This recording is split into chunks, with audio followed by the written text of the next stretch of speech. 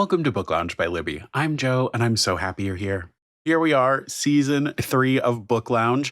I will keep this brief, but just before we dive into today's episode, I wanted to share a few quick changes to our season. If you want to skip to the start of the episode, here's the time code on screen, or you can look in the show notes to jump to where the episode itself starts.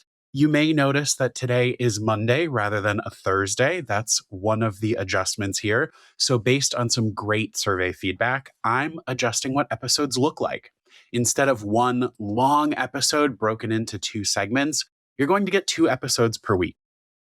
So now on Mondays, you'll get the author and book industry panel conversations. Then on Thursday, you'll get the matching recommendations. So instead of one episode being a theme, it's a theme for the week.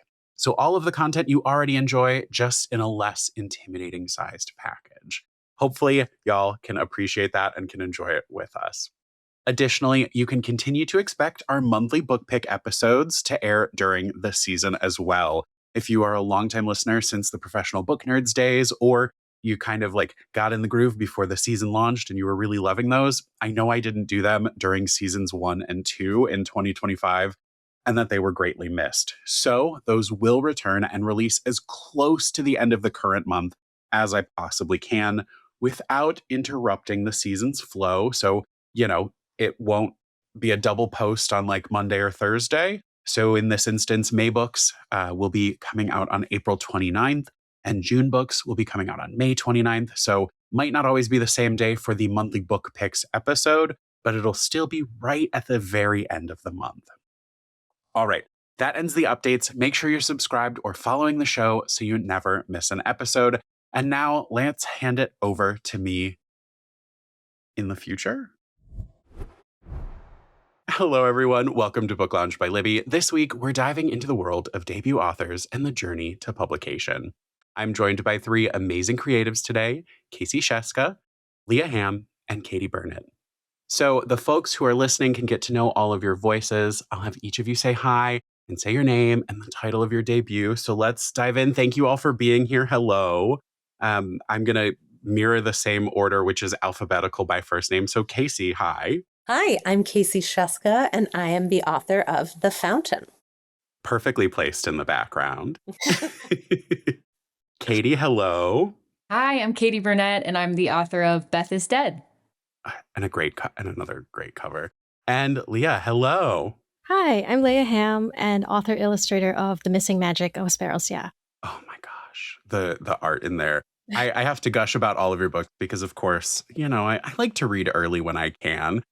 But for what we're all here for today, and please feel free to jump in. We'll happily round robin around each other. How does it feel right now to be a debut author? Man, for me, I'm feeling really good in this moment right now because literally about 10 minutes before this call, I submitted my second manuscript. So I'm super pumped. Yes. Yeah. Yay! Yeah. So book 2 is on the way. Dang. That's All a right, way Leia, to start the what do weekend. we have? We got nothing. Congratulations. I'm also feeling, I'm in the weird, I also recently sent off my second manuscript and I'm waiting to hear back. So I'm oh no, what if they hate it? But overall, good, I think. Yeah, And I am Casey, how so about happy you? to be at this point in the process where it was a long road to publishing for me, where as in my part was done. It was in the can. I haven't touched it for over a year. And I think people in my life were starting to worry, is this book really coming out? What is Casey talking about? And now to finally be on the other side, where also I'm not planning anything. There's no more how much more of this can we do? How many more events? Sure, there's always a little bit more, but for the most part, the big ship has sailed. Right. Nice. I love the laugh at did she actually get the deal, or has she been telling us that this is coming and it's really just not? A really elaborate lie. Do y'all relate to that? You start to tell people in your life and then you're just the ink is dry on the contracts, but what if it just isn't actually happening? Yeah, publishing is slow in that way. Yeah. Yeah, people keep asking oh, how are you feeling? Are you excited? And I'm I don't know, because it doesn't feel real. Nothing is it's it's been happening for so long, and you're like, it will happen, right? And yeah, so I'm like, I'm sure when it happens, I'm like, yay! But right now, I'm just like, am I just like hallucinating? Yeah. Right. I don't know how many in-person events that you guys have done, but that has been like the absolute balm for me. Yes. Right? Otherwise, we were just sitting in our own rooms writing these weird little stories. And now you can actually interact with people who are like, I read your weird story. Right. Well, and Casey and Katie, for both of you, your books have been out for not very long at the time that we're recording. I mean, and still when this airs, they won't have been out for very long. And Leia, yours is coming in May, so we're still not quite there yet. Casey and Katie, has it felt at least more real since you've gotten reactions from people face to face or online, or does it when does it start to sink in a little more? Oh We yeah. need to give like Leia some Yeah. hope. I think for me, the first moment where it felt really, really real was when I got the ARCs, because it was like the first time I'd held the physical book in my hands. That was so cool. Oh yeah, that was such a good moment. Like, and especially like I love that mine says like, I mean it's silly, but just to say a novel on it. Yeah. You know, because we've like printed out papers before and things. Like I've seen my name in print, but like Yeah. not this way. That is such a good true. moment. I also my book takes place in a small town in the Catskills, and that's where I live. I also run a little Wow. hotel and bar. And so on Friday nights, I have this group of like local regulars who come who have known about this book and have been dying to find out if they are in it. Oh, wow. Are they? Amazing. Well, I mean, the answer is yes and no, because everything is material, right? But I'm not so Mhm, crazy mhm. as to just take my beloved neighbors and put them on paper. Like it all informs it. But it has been so fun that they have finally started reading. And some of them will text me and will be like, oh, I think I know who Wanda really is. And that's when you have to go like, well, Wanda's all of you, actually. Yeah, exactly. True. That's so fun. Yeah, I had another cool moment where, so Beth is Dead is a retelling of Little Women. And on launch day, I went to Orchard House, which is where Louisa May Alcott grew up. And I was upstairs doing the tour because it's a museum now. And the tour guide came up and she said, there's some people downstairs talking about your book. Would you be willing to meet them? And I was like, wait, what? Like, that was really crazy to me. That's So amazing. that was cool. That made it feel real.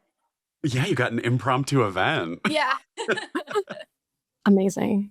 Leia, do you have anything that you're going like, this is what I'm most looking forward to? I don't know. I'm sorry. But like, No. I've just been like trying to like kind of keep my composure. So honestly, I don't know. I'm just kind of like trying to kind of be open about like whatever happens, because like I feel like all other authors kind of feel this, but I'm just like, oh, don't talk to me, don't perceive me, Right. you know. So I'm trying to like kind of like go out of my comfort zone a little bit, and like I have to learn how to talk to people and meet people, because I am excited about that, but I'm also like really shy, so I'm like just trying to be open to see where the journey leads. I mean, Joe, you must see this all the time. Just because someone has written a book doesn't mean that they like to talk about it or good at Oh. talking about it. Yeah. Oh, True. They're different skills. absolutely. Yeah. And it takes time. And I think once you have the excitement within you, you can fight through some shyness. You can fight through, I don't know quite how to do this yet. I have, like, Casey, you're dead on. I have met people who are like, why did you write the book? Because you don't want to talk about it and you don't want anyone to read it. What are we doing here? Yeah. And also, you hid from every email I sent you to have you come on. Like, hello? Why even come? Right, exactly. But then there's the flip side where it's, like, yeah, some nerves are going to be normal, but Yeah. that's when you like talk to a silly guy with a pink beard to like break the ice, and then you go out there and you're like, well, if I can talk to him, I can talk to anyone, and then it gets a lot easier. For debut novels especially, right? Like this is all Yes. our firsts. Like Yeah. this is my first rodeo of this. Totally. And that's like the most fun part, is that it is everyone's first rodeo. You found your footing while writing the book to kind of establish the start of your style. And then you also get to establish how you talk about it, how you experience it, and what you're willing to share with the world on that journey. Mm-hmm. Right. Yeah, it really is two different things. Learning how to talk about your book is a whole new experience aside Yeah. from writing it. And it's kind of fun. I've enjoyed that part, Hmm. learning how to frame it. And it has actually made me realize what is important to me about the book, like why I actually wrote it. So that's kind of cool. I was talking to somebody too about the query letter process and Yeah. and how kind of outrageous it is where like you have written this book, presumably have not interacted with very many people about it. And then you have to give the most killer hook for it ever and the most succinct but intriguing, like summary, but not full summary ever. And you're just like, you have zero experience with it. And everything hinges on it. Yeah. In 10 seconds or less, in a way that they want to read it because they want to buy it, but also that they won't just like go, there's another one, and like throw it in a different like there is such an art and a finesse to it, and no one has like figured out the formula either. That there's 1,000 examples on Reddit, but none of them are guaranteed. Like Yeah. They're all there's different. there's no resume cover letter for your query letter. Like, oof, good luck. Thinking of that though, because with two of you saying, oh, just sent off book 2, how long did book 1 take to get to this point that it's either in the world or about to come into the world? I mean, we're talking all of the writing time, all of the drafting, the querying. I would like to know how long from debut, because now we could say, ooh, it took at most 18 months to get book 2 going. Yeah. For me, it took me 2 years to write Beth is Dead, and then it was about a year from sale to publication. So I guess about 3 years, a little more than that, but about 3 years. Same for me. I think about 3 years total. I had a slightly longer gestation period. It was a little closer to 5 years start to finish from when I like wrote literally the first sentences in a notebook to the day it came out. But again, it was like sitting ready to roll. And this is one of those timelines that I think, especially when you're a debut, when you hear that, you're like, oh my God, how does it take that long? Like, how is my book ever going to get out in the world? How will I ever write multiple ones? And then I don't know, time gets bendy, guys. Time gets It's bendy. true. It's a flat circle, but also you're all living lives and you have Yeah. other things that you're doing. I mean, Casey, as you said, you own an inn. Sure, the idea came around, but other things would have had to, kind of like, oh, well, I wrote the first sentence and we'll get back to that over time. I mean, I gotta go check in some guests. I gotta go raise my 2 children. I have, there's Oh always my a few other gosh. things that go on in life. Yeah. For all of you, what was your relationship to writing? When did you first go, I want to be an author? Was this a surprise in the path and journey of life? It was really kind of unexpected for me. I think my path to kind of getting into publishing was a little bit offbeat. I didn't actually send a query letter. What happened was I was in between jobs, and I was like, because I work in animation, and I was like, oh, I really want to try and attract more. I was trying to manifest a job where I could design fantasy stuff. So I did this like illustration project that was like Lord of the Rings, but set in ancient China. And I released like on Twitter, like that art. I was like, hey everyone, look at my new project, maybe hire me. And then like it went like weirdly viral. It like breached containment. And then a literary agent was like, hey, cool drawings. Have you ever thought about writing a book? And I was like, I've never thought about that. But I will try. And then like in like 3 months, I like wrote as fast as I could.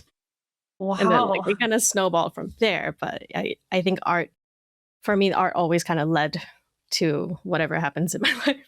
That's really magical, though. How would you say that your storytelling nature, because of course art being storytelling in itself, translated to having to write, create dialogue, create like because I know your it's like an illustrated novel. So how did you get there? Because that's so different from what you were doing. I feel like I learned so much about writing in a very short time. Hell yeah. But like I said, I work in animation, so like we're always thinking about what does serve story. And like before I wrote this, I did write a lot of like fan fiction of just like my favorite characters. So it wasn't like I've never touched like a Word document before, but it was also kind of like a trial by fire. I mean, but that's kind of the way to do it. Like when the offer's on the table, worst thing that happens is they guide you along a little heavy-handedly, but doesn't sound like that was the process. Yeah. Eventually my editors helped me so much. And that's what they're there for. Yeah, that's great. Editors got to edit. Yeah, they're amazing. Keep the jobs jobbing. That's so wild. I'm jealous. My process was kind of the opposite. So I'll go next because I knew I wanted to write novels, but it took me about 10 years to get published. I had 5 manuscripts before Beth is Dead that were never published. So I was Here's working to in all the advertising. novels that live in the drawer. Yes, Absolutely. so many on the hard drive. And honestly, that's a good thing. I learned so much with each one. And I think it's set me up for success in the end. But yeah, I was working as a copywriter and creative director at an ad agency for a really long time while I was writing on the side. And then just finally July of this last year, I was able to make writing my full-time thing. So Awesome. it's been a while. That's so exciting. But congratulations. I mean, we love to see a dream happen. And Yeah. do you feel happy? Yes. It's living up to what you wanted. Yes, it's so funny though, I will admit, because I had been working in advertising for so long, I kind of just I built a career and I had a team that worked for me and everything.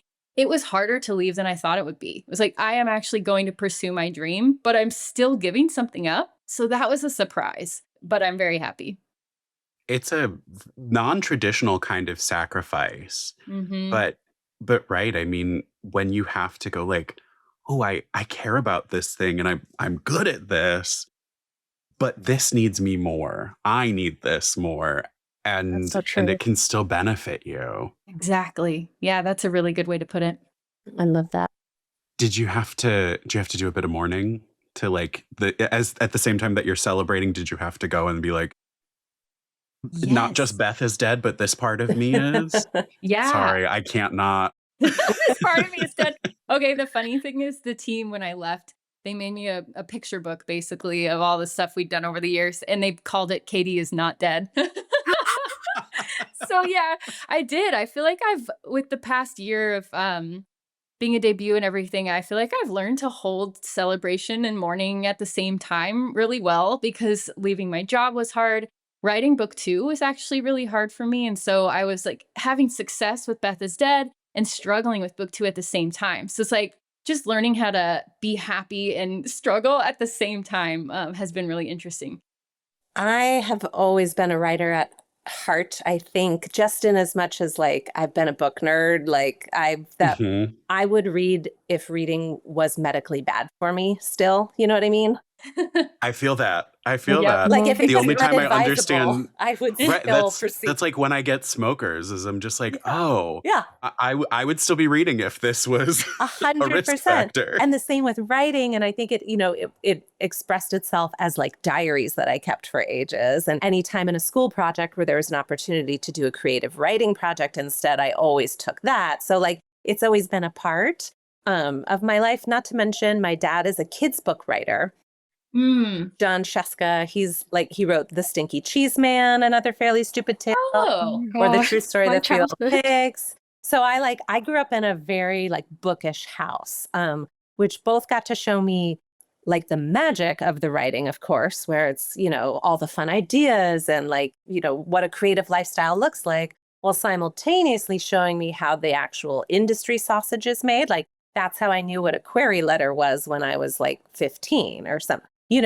Like it took the mystery out of it as an actual job and a profession as well. But all that said, I did not like come right out of college being like, and now I'm going to write a novel. I was like, all that seems very hard and like a whole different thing. Although I always wanted to do creative writing things in many ways. I wound up, I did pitch a completely made up like young adult book that took place out in Timbuktu, where I was living at the time with my now husband, and to an agent. And the agent wrote back and was like, "That's a bananas idea. What about your cover letter? Would you write an actual like travel log for teens about like where you had lived?" Because we'd been in China and made it out to West Africa and all that. So we actually wound up doing that, which was really fun and like a very niche and hilarious project that is still very dear to my heart. And then I just took 100 zigzags in between. Like I don't know, I was doing like some freelance writing and graphic design. I decided I wanted to open a hotel. I worked at hotels in New York City. I moved up to the Catskills to open my own. And all that wound up actually like creating counterintuitively more emotional space, not to mention like financial stability, in order to then pursue this art at a pace that I wanted to. Not to mention it gave me like a forward-facing role of my life. And it turns out I am one of those people who wants both. I both want to be left alone in my room with my notebook, like making up my stories, and I desperately need to go serve beers to strangers. Absolutely. I think there's also something to be said about you had the demystified version of writing. It wasn't the Stephen King character of writing. It wasn't the like, every art student that we saw in a movie in the early mid 2000s. Like, you knew the business side. Did y'all have any like major surprises that started to hit you once you got into the machine, the industry of publishing? Pace was a big one for me. Like, I'm used to things being like turn around like that, right? Oh, And sure, I in was like, animation, I bet. yeah, yeah, like do 6 backgrounds a day or whatever. And then suddenly it was like, oh, we'll get back to you in a few months, and it was like way more than that. And I was like, have they forgotten? Have they forgotten me? Is it over? But like, it wasn't over. It was just it had its own rhythm. Yeah. Was that welcome after 6 backgrounds a day? Yeah, in a way, yes, but in a way, it Somewhere took in some between. adjustment. It took some adjustment of like, okay, I need to like sit with my anxiety and be like, okay, we're okay, everything's okay. They will come back. It will come back. I have to trust. Totally feel that. I've been lucky in the sense that I 10 years ago joined a writers workshop here in Dallas. And so I got to hear from people who have gone before me, like, hey, here's how the process works, and here's where I struggled the most or where I had the most fun. And so there wasn't really anything that totally surprised me just because I had those mentors, which has been really nice. Yeah, that makes all the diff. Mm-hmm. It really does. I look at all of you and there's so much happiness in this room because it is just the like, oh, it's actually going on. I know. I can't wipe my grin off my face, Bill. Like I know. I'm very happy this week. And that's perfect. I mean, like, that's perfect. It's what we want to see. Early readers. Tell me, I want to hear all of, I want to, I'm like, what do I want to hear? These are my questions now. I pivot on the fly. What have been some of your favorite reactions? Do you look at what people say on Goodreads? Like, what are you living? What's the kind of like truth of your book right now? I have looked at the Goodreads reviews. Ooh, you brave and soul. I know. Slash masochist. It's so funny.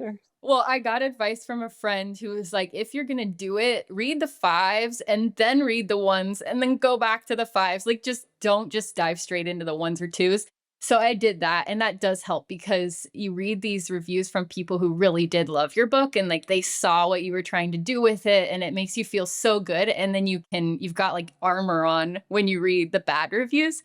So the bad reviews sort of just bounced off for me because I think the people who have connected with the book are like the people that I've been waiting for. So I'd also say if you ever see a 1 that makes you go like, what book did you read? Look at some of their, like, go to their page and look at some of their other reviews. And if that's how they review every book, then you just knock it off. You hate everything. Yeah. Got it. Yes. Okay. Not to mention, I feel very strongly that not every book is for every person.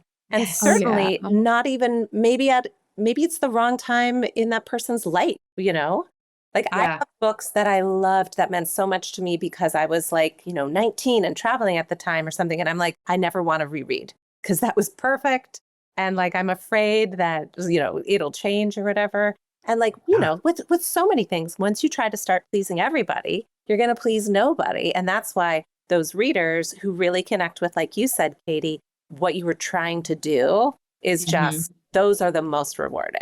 That's why I also I fully believe in that. Like sometimes you have to put a book to a side and like make a note to go, I don't think I'm in the right place for this one today. I DNF like with reckless abandon. I could be 5 minutes in and go, is it the book or is it me? And if I go, it's me, it goes into a specific stack that I will come back to you because I picked you up for a reason. But Totally. yeah, I feel like DNF is making, at least in my internet world, it's like gaining some traction in this way that in some ways I really love, because there are some cool bookstagrammers out there who are talking about exactly this. Like I didn't finish this because it was too sad for me and I'm personally going through like a low time and I need this or whatever that is. But I saw that Goodreads just announced that they're going to allow you to have a DNF shelf. And I think, it's going to gain traction because people love those kind of, I don't even want to say mean, but I feel like that's how it's inherently going to be interpreted as like, I didn't finish it because I could not even be bothered. And I don't love that. I know. right. I love the concept that all of that started with, but the idea of it now of just like, yeah, this is my hate shelf. And I'm like, that's like, what that's not why I DNF. Like, I know.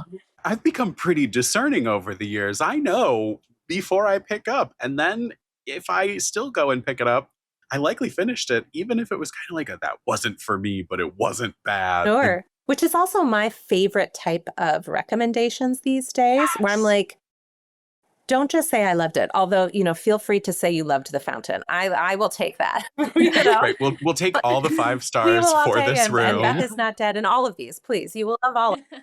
But what is more helpful, especially when you're trying to spread the word about a book, is doing that more specific thing. Like, did you love Lord of the Flies and Margot's Got Money Troubles? I mean, honestly, I have no idea what that book is. That would be those two, but I would read that book. Totally would too. Yeah. As you were saying that, I was like, have I heard of this? Because I need to read it. That's your next one, Casey. Right? All right. Right. We just watched it being It born. writes itself. Right. Now, how do you translate that into? So, Casey, are you working on book 2? Since we know what Katie and Leia are Right, doing. exactly. I am working on book 2. I am famously tight-lipped about things that I'm working on. Sometimes it's part of the creative process. I mean, I straight up didn't tell anybody in my neighborhood I was even working on a book. So when they came to I the love bar that. that Friday and we had the usual chat of like, oh, how was your week? I was like, mine was pretty great. Actually, like I sold a book. And they were like, what do you mean? And I'm like, Oh, you I started mean, selling things like here? I secretly wrote a novel and sold it this Amazing. week to an editor. That's awesome. That's iconic. It really is. Everybody's like, what the hell is she working on now? It's probably not even Yeah. But honestly, I think it's kind of like the right way to do it.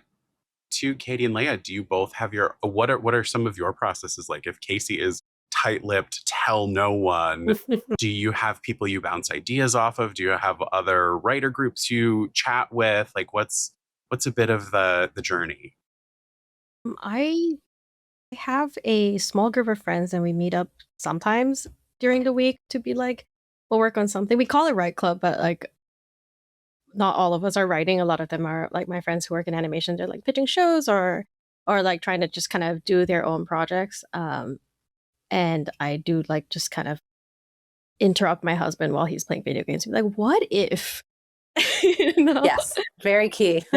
Yeah. I support that 100%. Yeah. And then somehow, yeah. But otherwise, I try not to tell people beyond that because I feel like sometimes they'll respond to part of my hypothetical what if question in a way that like resonates with them, but might not really be why I decided on that hypothetical premise in the first place. So there's a little bit of like, at least in the beginning, until I get like the first messy draft right, I do try to just kind of keep it as close to kind of like the core, the emotional core, because I know that like the meat will change, but like the bones have to come from me first. Yeah. Sure. So well said. Yeah. I have the writers workshop that I mentioned. We meet once a week and we do reading critique. So it's technically a group of like 200 people, but I would say each week we have maybe 50 to 60 people show up and we break off into rooms. And so I have I guess a pretty big group of people who know what I'm working on, and they haven't read the whole book, but they hear different scenes and chapters throughout the year. And it's really helpful because the group has people from all different genres, writing all different genres, and also all different ages. Like our oldest member is in her 90s, which is really amazing. Yeah. So it's helpful for me just to get feedback from so many different types of people with different backgrounds and everything. That has to be incredible to just be able to work across genre and across age. I'm now also thinking, where do all of you start from? How does inspiration strike? What gets you to go from like that could be an idea to, oh, I need to like noodle on this. I need to write, I need to sketch, I need to do whatever to bring it to life. Right. I have notebooks filled with scribbles of, sometimes it'll be like a first line. Sometimes it's just a scenario. Most of the time I've realized now it's questions, because I'm like, I'm not ready to commit to anything. So it's like, it looks like this psychotic notebook filled with literally, what if she blah, blah, blahs? What if he blah, blah, blahs? What if they go there? What if blah, blah, blah? What if then? What if instead? And then that's how how it all kind of first exists before it starts to filter into an actual story. And so it's just anything that's falling out of your brain almost of just. Yeah. Sometimes like it will be completely random. Like, yeah, what if it's Lord of the Flies means Marco's got muddy. Yeah. What Right. if it's a story about a vacuum that comes to life? What if it's, and then eventually like it clicks into, like it narrows down even It by the end of shapes, the yeah. page. And then I'm more asking what if questions that are getting to, like Leia's saying, the bones of what that story is. And then those are usually the things that actually, when I flip back, where I'm like, wow, that did not change from day one. That was the original question. Like with the fountain, I was like, ew, what if you lived forever? Whoa. Yeah. Yep. I think we could all feel that. Ooh, Totally. no, thank you. Yeah, and then I was like, what if your mother and your brother also lived forever? Woo! Oh, You know, like it kind of keeps Yeah, building that it's way. amazing. I'm gonna have to read this now. I do the what if question too. So mine was, what if Beth March was actually murdered? So I do that. I also love a this meets this, classic. I think that's always really fun and easy to start that way. Definitely. I think for me, it's like half vibes, like half Pinterest board of just like pretty things that I've been thinking about, and then half it's like free therapy. It's like, no, it's like I'm gonna say something, but I can't say it because it's not productive in real life, and that all goes into what if kids had magic and adults don't, and then that just kind of spiraled out from there. Yeah. It all just kind of works its way into the batter. Mhm. From this point, since you're all at like book one out in the world, do you want to try other genres? Do you want to try other age ranges, other story types or perspectives? Anything like really speak to you that you're like, I can't wait to mess around with that a little bit? Eventually, for sure. For now, I'm sticking with YA mystery thriller, but I would love to write adult someday. I think I have a more of an naturally adult voice anyway. I'm always like pushing that boundary of YA, so I think it would Yeah. be fun to spill over someday. I love that because we need YA writers with adult writer sensibility. It's like that's what makes good YA period, but especially a good YA thriller. I'd love to, because I'm like in middle grade now, so I'd love to kind of branch Mhm. into YA at the same time. So I'm also working on something, hopefully that will sit in that world, but it's like super early bones. So cool. We'll see. But happy to hear it. Thank you. I'm very excited about it. I'm so happy to be in the adult fiction world right now. Like I said, I got to work in the like YA nonfiction with the book called To Timbuktu, which was super fun. I did dip my toes a little bit into nonfiction in like essay forms, basically for book promotion in this way. My husband has been telling me to write essays forever. That's what he was pushing. He's like, do this, like write essays about moving upstate and opening the hotel and blah, blah, blah. And I had this like deep resistance to it. And then in this process of like writing about the book, like I've gotten to write for like Lit Hub or Oldster Magazine, these kind of stories about where the inspiration came from, or I had the kind of deeply sad but ironic experience of like my best friend and my mom both passing during the like process of this book. So, you know, irony of ironies, writer writing about people who cannot age or die while they're all the dearest people. I don't know where I get my ideas from, guys. Wow. But writing essays about that and has been, I don't know, very, very meaningful and unlocked a different, like a new room in my writer brain that I hadn't realized I was interested in opening. Yeah. Amazing.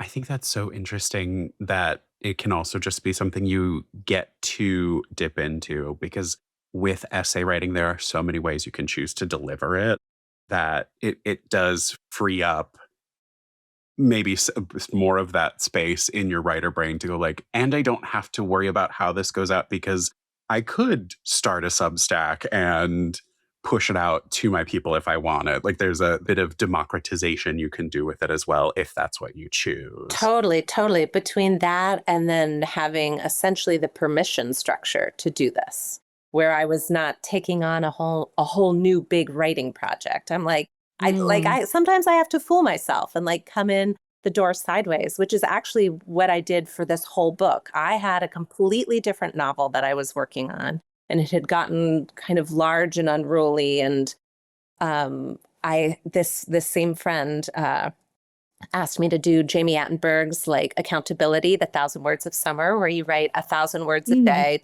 They're usually for just like 10-day kind of sprints.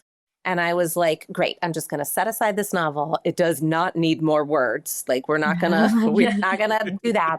And I'll just do something fun on the side. Like it'll be a short story or whatever it was. Like it didn't matter what I was writing, just as long as I was writing it with her. And it was the first chapter of this book. Wow, that's cool. Oh, okay. Well, I think this is what I need to do now.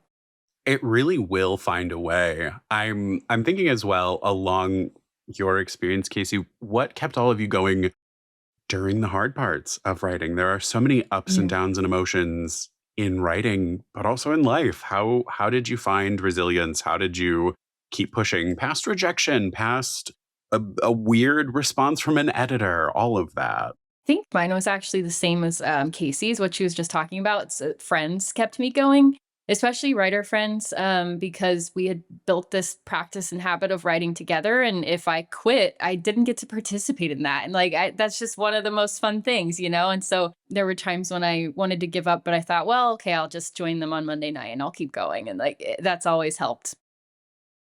Amazing. I lay down on my floor a lot. It was a lot of like just kind of letting it be disappointing, like letting disappointing and hard things be hard and not trying to be like pretend I was like above it all. And then talking to my friends. And then the dog helped a lot. Oh yeah. I lay on the floor, the dog lies on me, and then suddenly everything doesn't feel so bad. And then you're like, okay, I'll just do another 100 words, and then it gets Dog better. fix everything. Dog Like fix everything. I love that. And calling my mom. Yeah. I take a lot of dance breaks too. Like solo dance breaks, loud as I can in my headphones or in the speakers if nobody else is home. Like dance like nobody's watching because nobody's watching kind of thing. And sometimes I feel like an idea literally gets unlocked in my head. Like something is unstuck in a way. It helps. My husband is a painter and a kids book illustrator and writer as well. So having someone in the house who can be like, you're not crazy. This is hard sometimes. Right. Just reflect that back to me. Or remind me of like, you hate this project right now. And that's okay. it is not bad. You will come back around. Yeah. That is essential. Yeah. Right? Just having people who understand to go like, Right.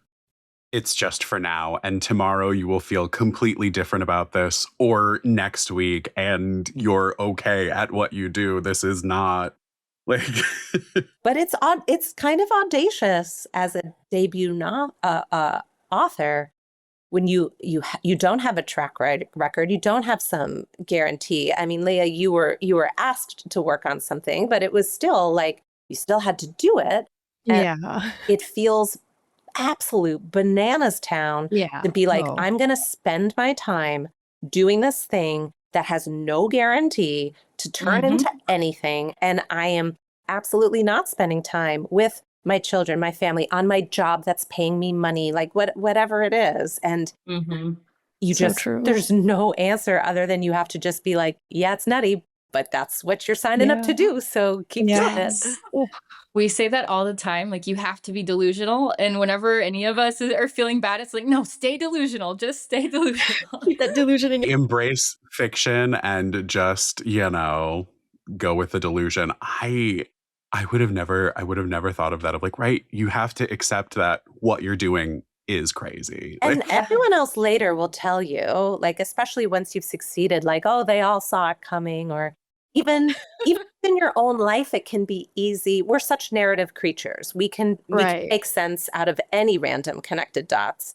And so to look back at what you did, we were like, well, of course, all paths were leading here, but like they were not. They absolutely not. You made choices. Right. Yeah, I'm so you were glad you paving it saw with a what I spoon. couldn't. Like, Yeah, I think for me, the phrase like "I want to" had to be enough reason, because there was no other justification I could come up with. I had to be enough that I really wanted to do it.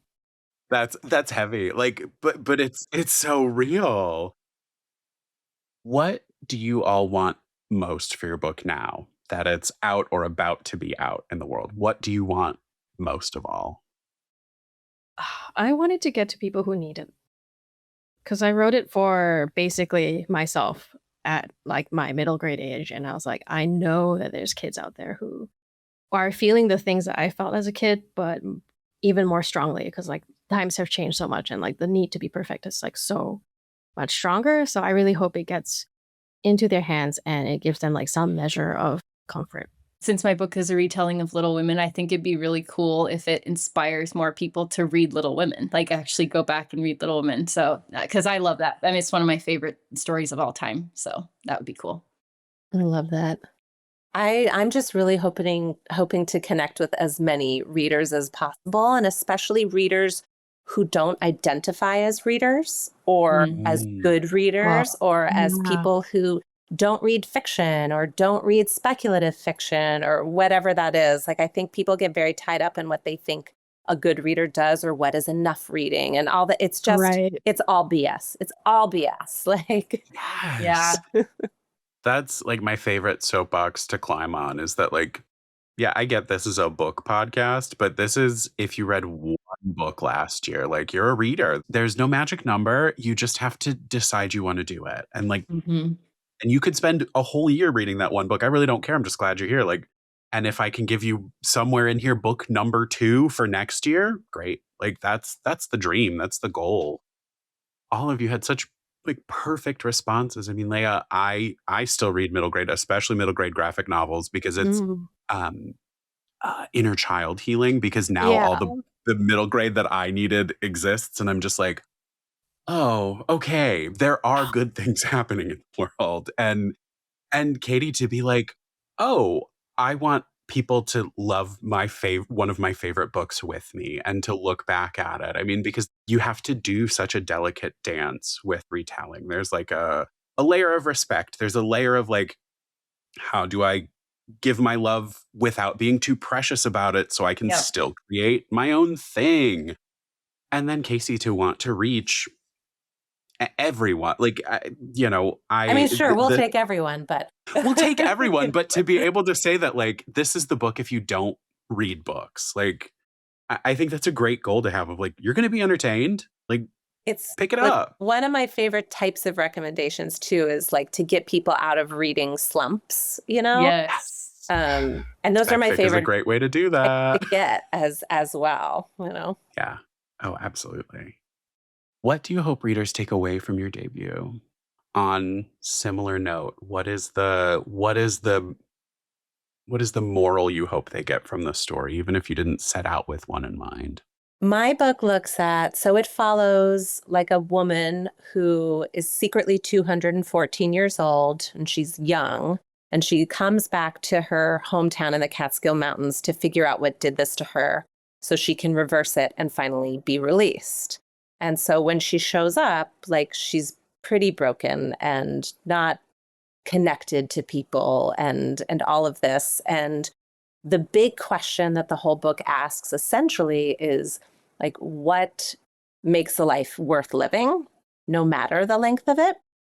And this has been such a sweet part at book events where like one of the book events, my like in conversation partner was like, it was like a very book clubby crowd, you know, and she was like, all right, what would you do if you could live forever? And what would you do if you could live forever? And people were like, oh, I would travel everywhere. Or, oh, I would learn how to cook every type of thing. Or, oh, I would go and I would repair all of these mistakes I made, blah, blah, blah. And then like at the end, we were like, guys, this is what you have to do in your life now. Like, don't wait. You're probably not going to be able to live forever. So if people could look at, and I think this is what fantastic fiction or fantastical fiction of any kind, speculative, whatever, we take these, you know, supposedly unbelievable things like children having magical powers, but we're talking about very real things that can be applied to in your own life. Like that's the big dream, for people to get reflective about it after they have been submerged in someone else's story. So powerful. Absolutely. That.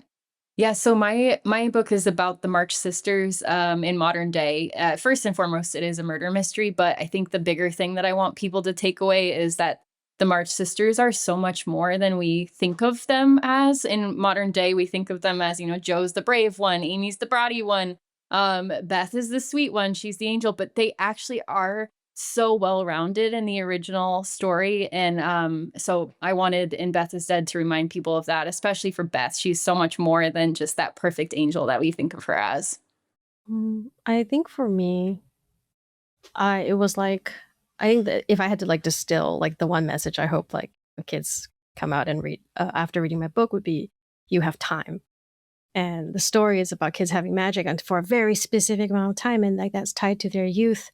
And everybody, the whole world is telling them, you don't waste this, don't waste your youth. And I strongly disagree with that.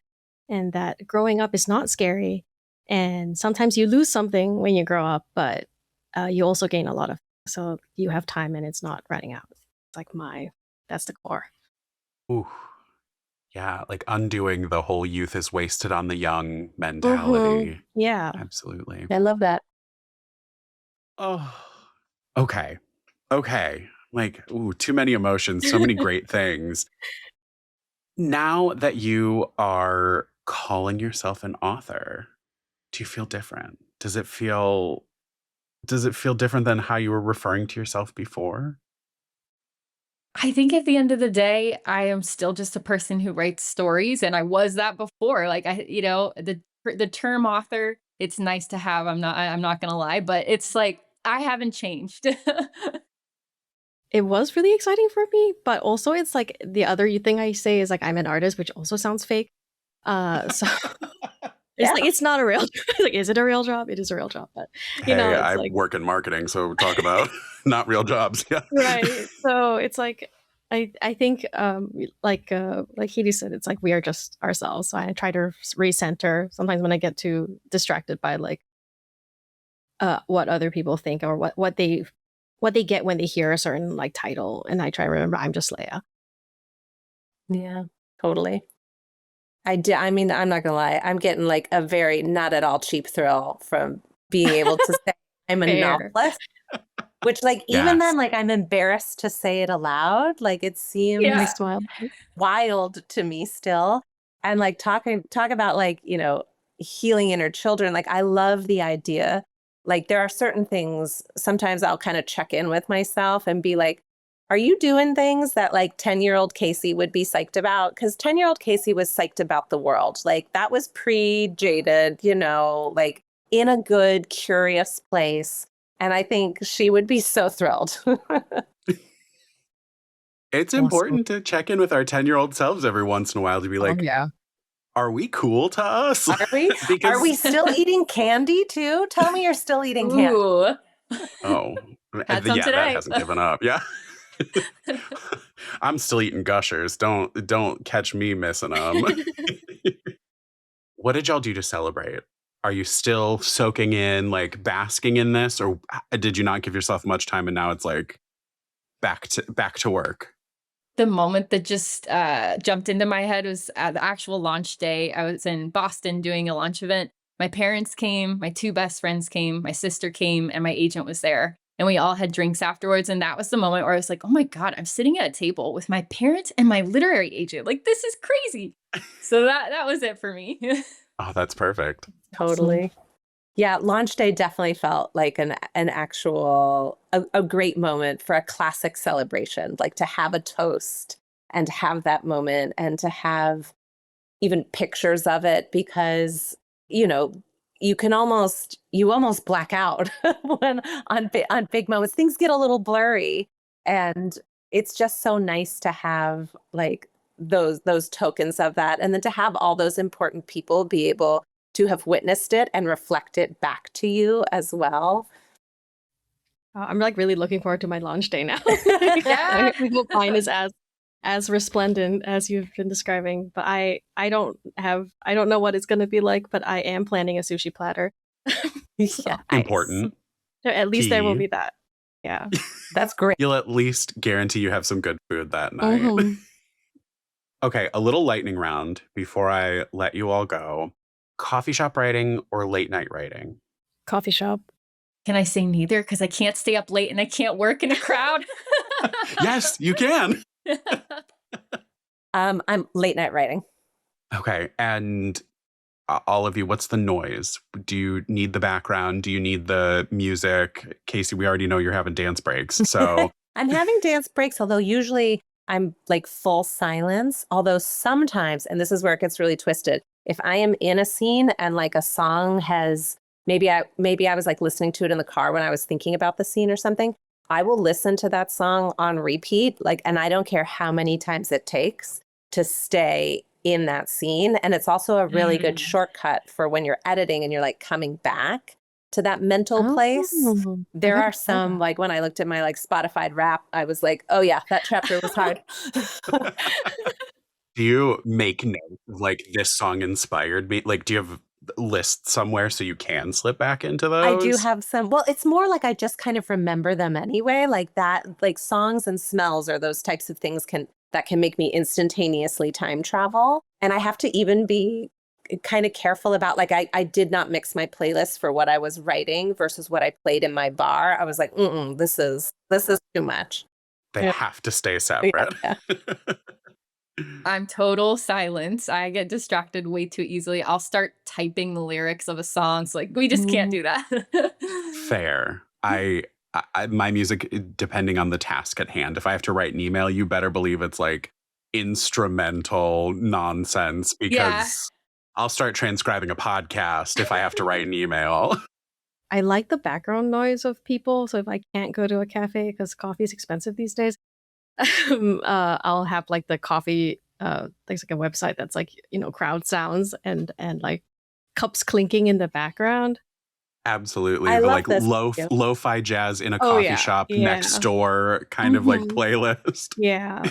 And then like sometimes like if I really need something really vibey, I'll go look on Spotify's like D&D playlist that other people have. They're like, oh, atmospheric magic school. I'm like, all right. Thank you. Amazing. That's a hot tip. I like that. Yeah. I love that. I love when it's the like, no, I put together a playlist for this book, and I'm just like, I wouldn't have been able to write the book, let alone I definitely can't make a playlist for it. The character you'd most want to grab a drink with. It could be from your book. It could be from any book you've ever read, the world as a whole. Any book you've ever read. Oh Up God. to you. Or you can pick Mm. your book. I mean, it's all fair game. I'm just like, how do we pick? I Yeah. think I would pick Beth March, especially because her name's in Oh, the title of my debut. Like, I gotta pick her. Makes sense. it's Faramir from Lord of the Rings for me. Mm. Okay. I see it. This is on the top of my mind because I've just started rereading this with my daughters who are 6 and 8. There's this book called The Little Witch, and by Ottfried. I forget his last name, but I couldn't find it for years, and then it was just republished. And she is this like sassy little. She's like, she's a young witch, and she's 127 years old. I'm like, I just really want to go drink some weird brews with her in the woods. That's like one of my favorite like for kids witch tropes of like, I'm, your average 8-year-old, but I'm 187. Like that's my favorite. I know. I'm like, give it to me. Hardcover, paperback, or audiobook. Ooh, they all have their place. Yeah. I've definitely been a real hardcover bee for the past couple of years because I've had so much fun being in on the conversation of like what is happening that's new, but also nothing beats like a paperback that you can fit in a pocket and like abuse on a Yeah. beach and pass to a friend. And I live really far from everything, so audiobooks save my drives. Yes, that's what I was gonna say. Audiobooks for driving, cooking, cleaning the house, walking, like everything. Without a doubt. I got short fingers, so I like paperbacks because I can hold them with one hand. I love this. Very practical. Right. Very practical. And then last, of course, do you have a favorite library memory? I do. I loved getting my library when I was a kid had punch cards that you would bring them home in the summer and you would punch how many books you read and then bring it back and get a prize. And that was so much fun and it made me read a lot more. Summer reading. What Mhm. what won't it do? Like and it's almost time for summer reading games to start up again. See what your Yeah. local library is doing.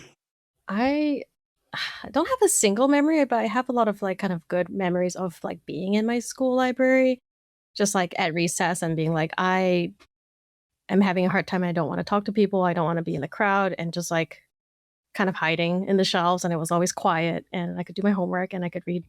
And it was like peace in a less peaceful time. So just like Mm. a Yeah. good safe space. Peace and safety. Yeah.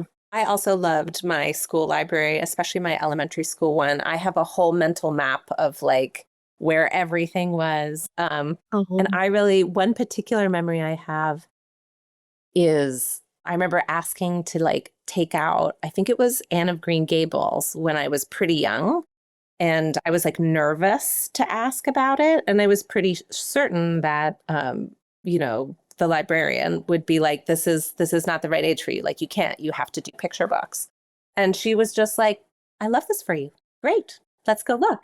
And I just felt like it made the library feel even bigger to me in all of the ways where I was like, oh, I like all of it just opened even more. And it just breaks my heart that so many school libraries now don't allow kids to do that. Like you are only allowed to take books out at what your reading level is. And I just, Yeah, no. was I quote unquote too young for it? Sure. Like I needed help reading it. Did I learn a bunch of new words? You know what? I DNF'd Anne of Green Gables in first grade. Should that be on my Goodreads?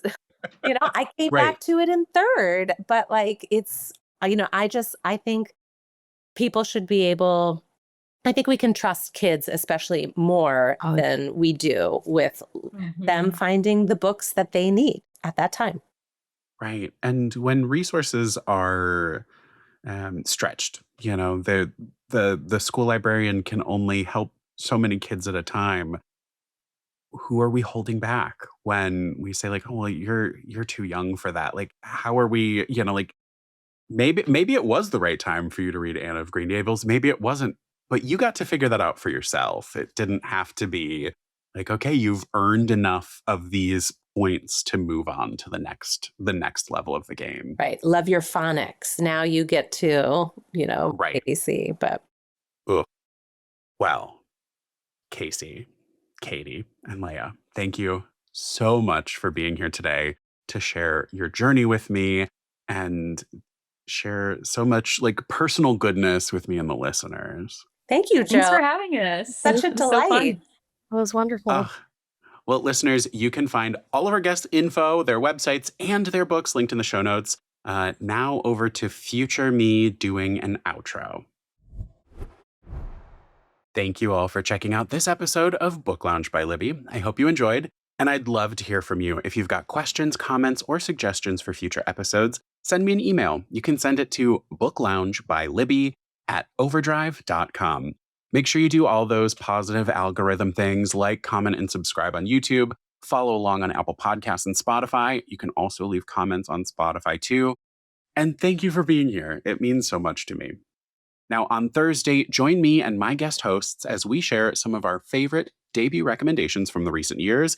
And next week, grab your time machines. We're diving in to historical fiction. See you next time, and happy reading!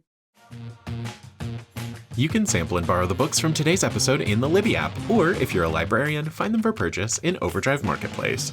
Book Lounge by Libby is a proud Evergreen Podcast signature program. Explore more amazing shows at evergreenpodcasts.com. This podcast is produced and recorded by me, Joe Skelly, with editing by Andrew Alonso. Our theme music is High Five by Rex Banner, used with permission. Book Lounge by Libby is presented by the Libby app. Learn more at libbylife.com/booklounge.